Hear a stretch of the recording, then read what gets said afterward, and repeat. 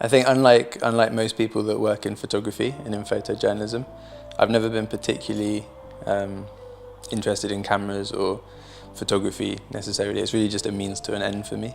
I'm much more interested in the places that I visit and the stories that I'm able to tell through photography.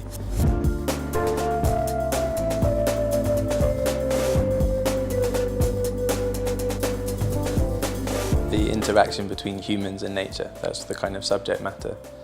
It's mostly about the psychology of how we relate to different ecosystems. It's that relationship between humans and nature, that's always the subject matter.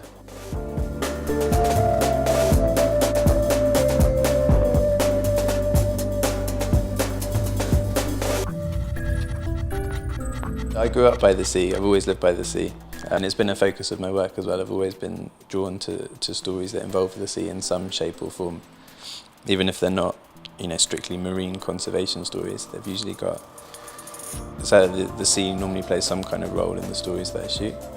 I'm really fortunate in that I get to travel so much for the projects that I do, going to all sorts of different places around the world. But the thing that ties it together, the overarching theme of it all, is the connection that different cultures have with the ecosystems that they're from, whether that's mountains, the forest, the ocean.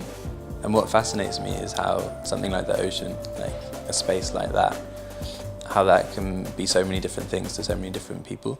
It's almost as if the ocean it comes to symbolise everything that we don't understand in the world. When you're a fisherman somewhere in Indonesia staring out to sea, the thoughts that go through your head are exactly the same, or can run along very similar lines as, someone in Europe or in Africa or in South America.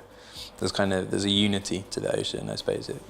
It's sort of a focus point where people all over the world are looking, in the same way as the sky is, I suppose. It's just it's a place onto which we can project, the things we don't understand in our own lives.